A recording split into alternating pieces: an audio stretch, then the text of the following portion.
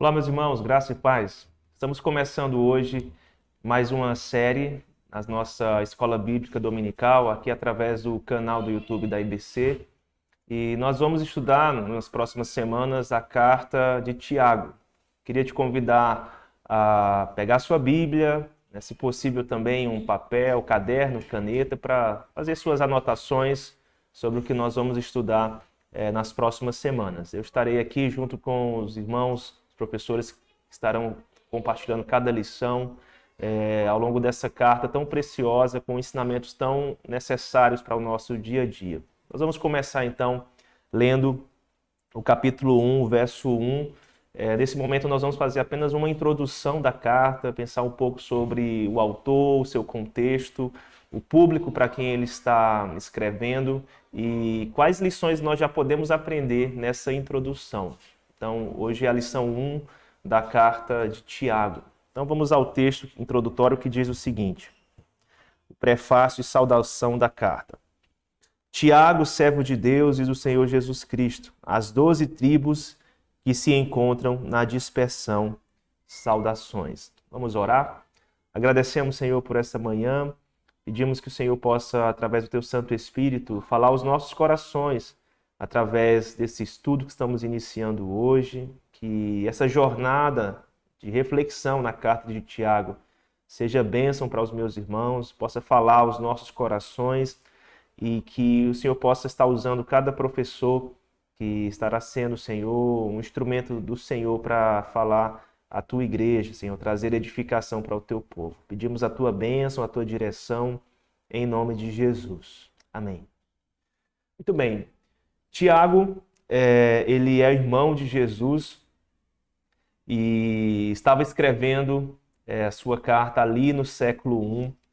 Ele não é um dos apóstolos, não é o Tiago apóstolo.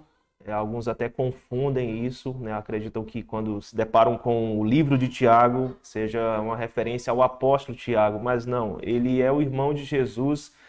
E nos dias de Jesus, nos dias em que Jesus estava exercendo o seu ministério, Tiago não era do grupo dos discípulos. Tiago não acreditava em Jesus. Era seu irmão, ele viu Jesus crescendo, conviveu com ele, mas ele não acreditava que Jesus fosse de fato o Messias. Então ele não fazia parte daquele grupo apostólico. O que aconteceu então? Quando Jesus morre e ressuscita, ele tem uma experiência com o Cristo ressurreto, ou seja, Jesus aparece para Tiago.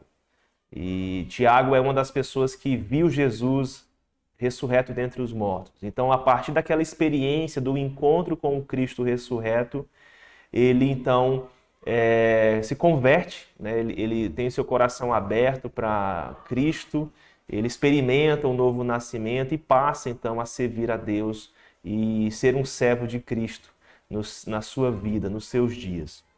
A gente observa aqui na introdução da carta que ele se apresenta como servo de Deus e servo do Senhor Jesus Cristo, ou seja, aquele que outrora era tido como seu irmão, um dos seus irmãos, o seu irmão mais velho, agora ele se refere a ele como seu Senhor, porque ele teve um encontro com o Cristo ressurreto. Isso é um ponto para a gente, logo no início, deixarmos aqui na nossa mente. Mais tarde vamos falar sobre essa questão no final dessa lição inicial.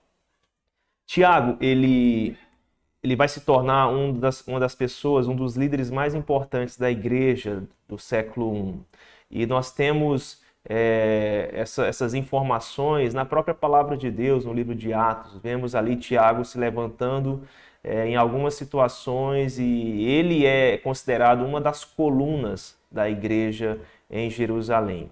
Naquele contexto, as lideranças das igrejas locais não era exercida por uma pessoa apenas, mas por um colegiado de presbíteros.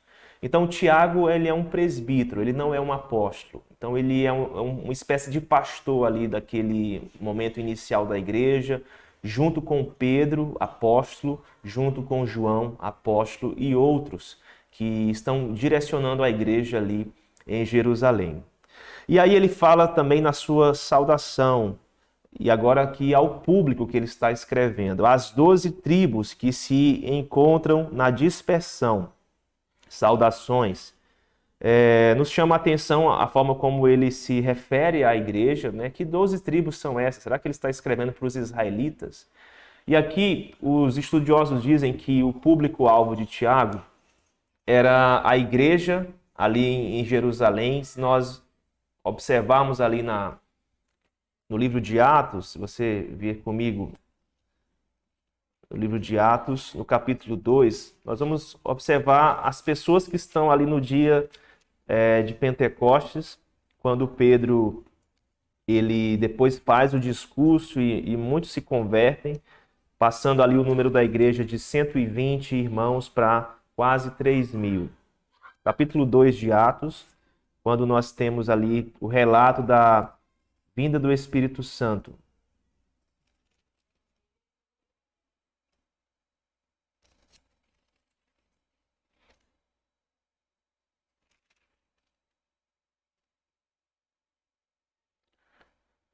Aqui no capítulo 2, a partir do verso 7, diz o seguinte: Estavam, pois, atônitos e se admiravam, dizendo: Vede, não são porventura galileus todos esses que aí estão falando?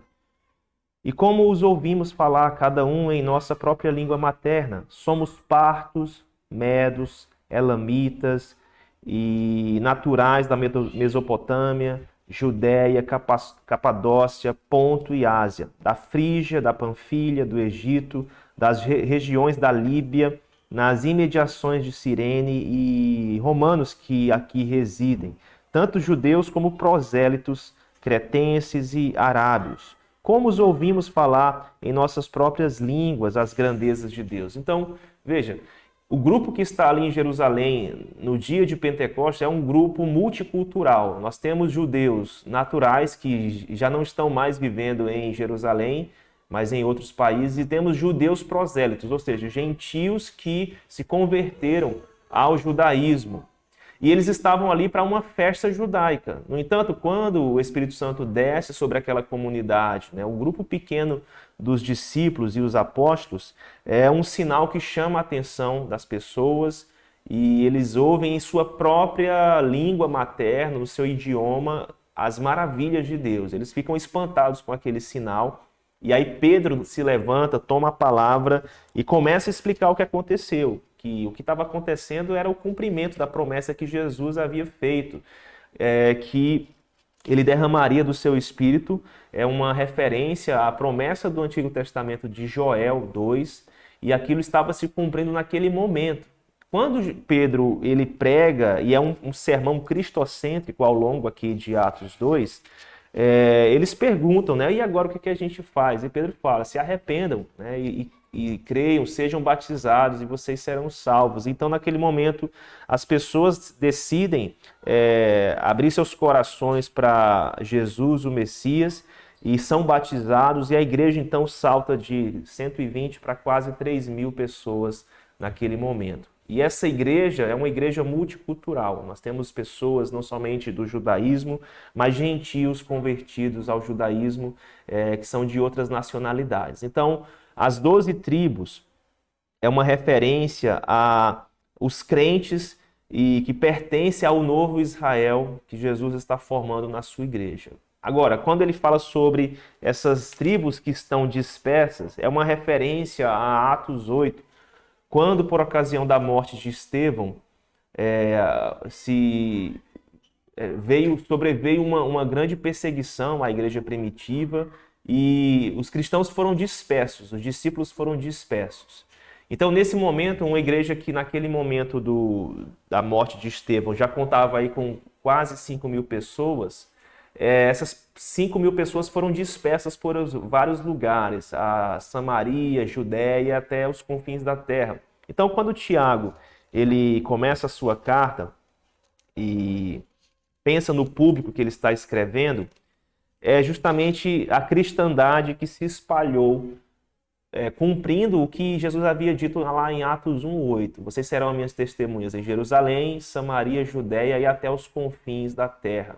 Então, é uma igreja que está dispersa, mas está testemunhando, está enfrentando perseguição, sim, mas está cumprindo grande comissão que Jesus havia dado para eles. Então é para esse público que Tiago está escrevendo aqui a sua carta, que ele chama de as 12 tribos que se encontram na dispersão, ou seja, os crentes que foram dispersos pela perseguição, mas que estão nesse contexto pregando, anunciando a mensagem de Jesus.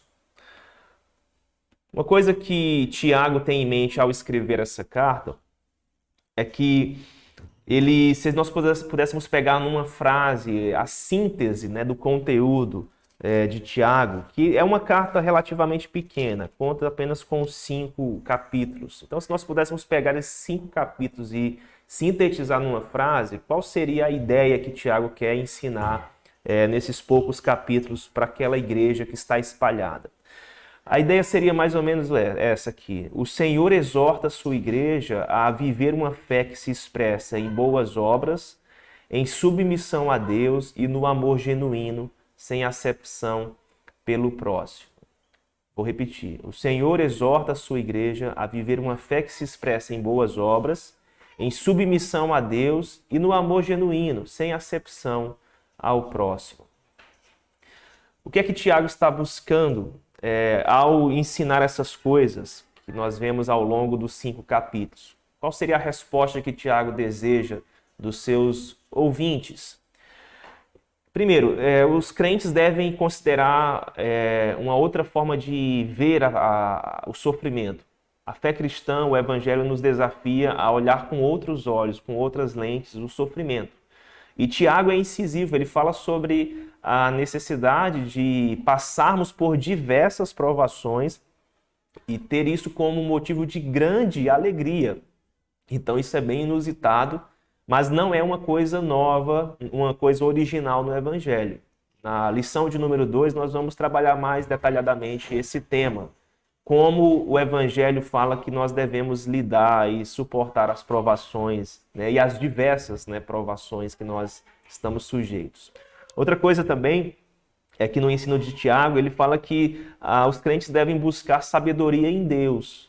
Sabedoria, primeiro, para lidar com as provações diversas. Sabedoria para viver, sabedoria para obedecer a Deus, para amar de uma forma incondicional, sem acepção de pessoas, e sabedoria para viver uma fé genuína, uma religião verdadeira.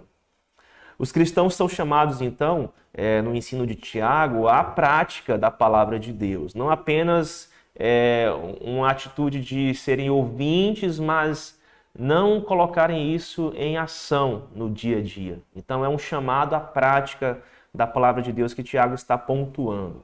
Para isso, eles deveriam ser prontos para ouvir, tardios para falar e irar-se. Deveriam também aprender a dominar a língua. Veja que desafio, né? Controlar a língua. Tiago está falando sobre isso. Aprenda a controlar a sua língua, irmão. Porque a língua, ele compara, é como uma centelha que coloca fogo em toda uma floresta. Os irmãos vão compartilhar isso nos próximos estudos. E tratar as pessoas sem fazer acepção. Independentemente da sua condição socioeconômica, o Evangelho nos chama a amar as pessoas. Sejam elas de condições mais humildes ou de condições elevadas, precisamos dispensar para essas pessoas o amor de Deus com o qual fomos amados por Ele. Muito bem, eu queria pensar agora especificamente na situação de Tiago, porque é a partir da vida dele que, nessa introdução, a gente pode extrair algumas lições. Tiago, ele conviveu com Jesus, Tiago compartilhava do dia a dia, do cotidiano do nosso Senhor. É importante que a gente lembre que Jesus, ele não foi o mestre que nós conhecemos nos evangelhos, não pelo menos antes dos seus 30 anos. Então, Jesus passa praticamente 30 anos em anonimato na sua vida. Quando completa 30 anos naquela cultura judaica, então ele chega a uma fase adulta e pode ser ouvido, né, como um homem e vai chamar a atenção das pessoas a partir da sua idade, né, aos 30 anos. Vai ser até a sua maioridade, digamos assim, diante daquela sociedade. Mas antes disso, ele passa uma vida normal. Ele aprende a profissão do seu pai terreno, né, José. Ele também se torna um carpinteiro e tem também o convívio com seus irmãos e irmãs. Tiago é um desses irmãos.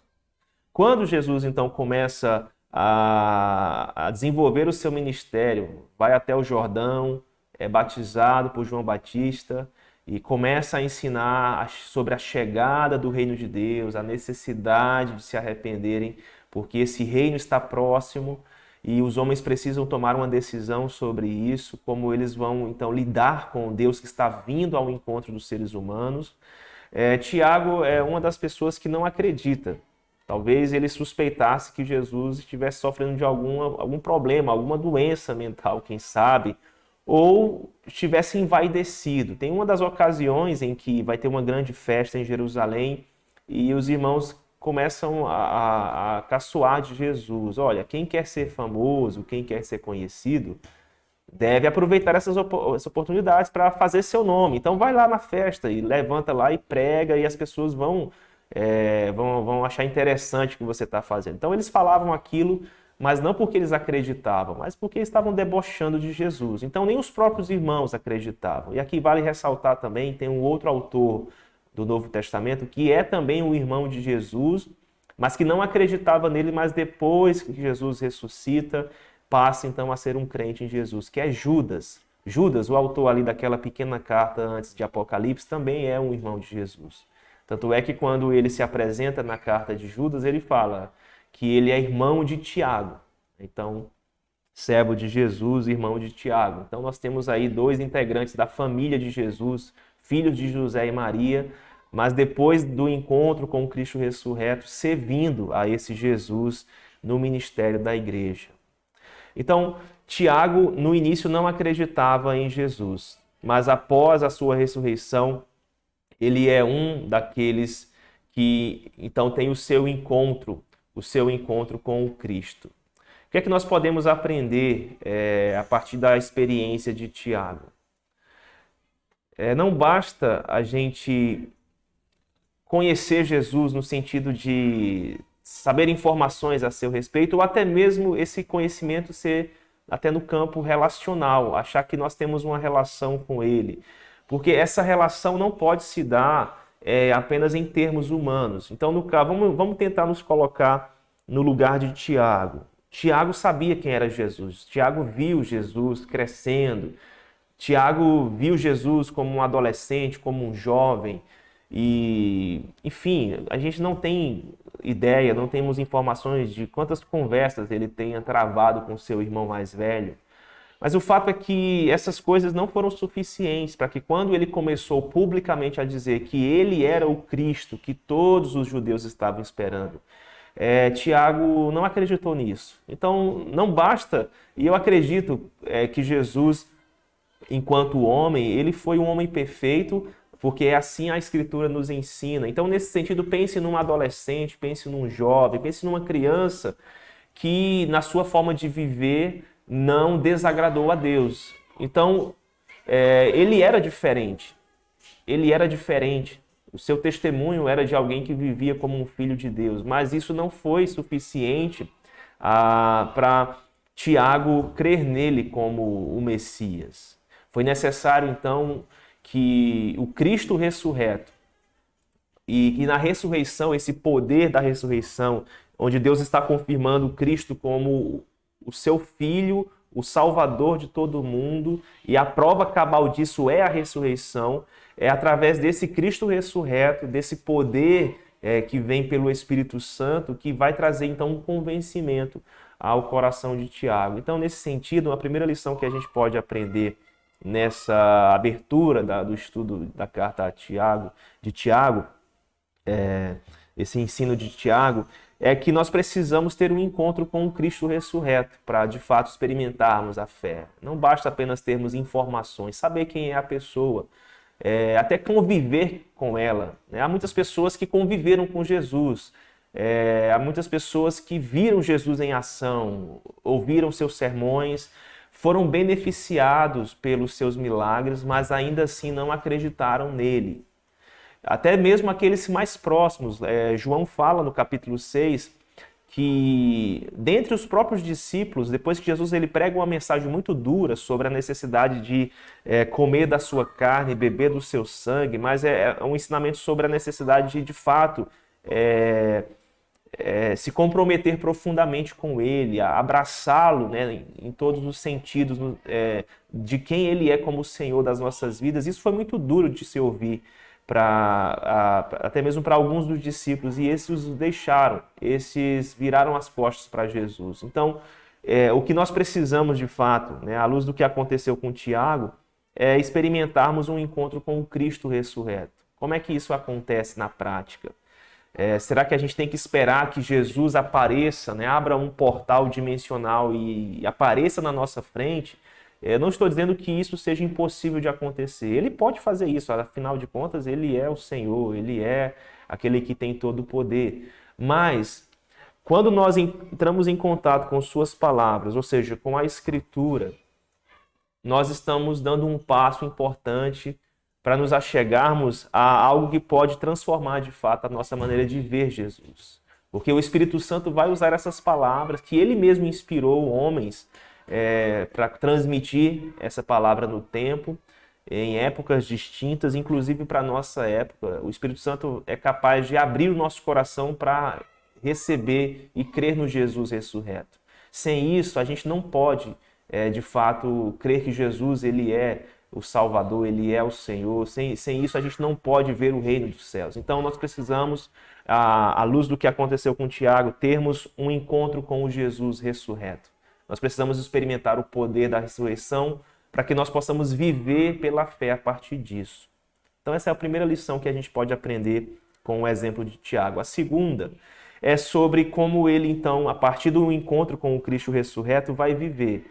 Ele vai servir a Deus. Ele se coloca como alguém que está servindo a Deus na sua vida. Ele se apresenta como um servo, servo de Deus e servo do Senhor Jesus Cristo. Ele é um líder proeminente da igreja de Jerusalém. Paulo chama ele de coluna da igreja. Mas Tiago, ele se apresenta como um servo. É importante a gente observar essa fala de Tiago, porque quando a gente pensa sobre liderança, existe uma tentação daqueles que exercem liderança sobre pessoas fazer nos termos de um poder que é exercido e muitas vezes, em nome desse poder e através desse poder, nós passamos dos limites, nós abusamos dessas pessoas, nós manipulamos porque achamos que temos o poder e podemos fazer como nós bem entendemos. O Jesus de Nazaré não agiu dessa forma. Jesus ele fala, eu sou mestre e vocês me chamam de mestre com razão, mas eu estou aqui para servir. Então, Jesus ele se colocou como alguém que veio servir os homens. Tiago ele entendeu isso e quando Deus o chama para liderar uma igreja, e era uma igreja grande, primeiro era uma igreja que chega a 3.000 pessoas, mas depois vai para 5.000 pessoas, Tiago está se colocando como um servo desses irmãos. Então, para aqueles que de repente têm algum tipo de função de liderança, seja de forma eclesiástica na igreja ou no seu trabalho, se você exerce liderança, experimente, se você é um crente, a fazer isso através do serviço.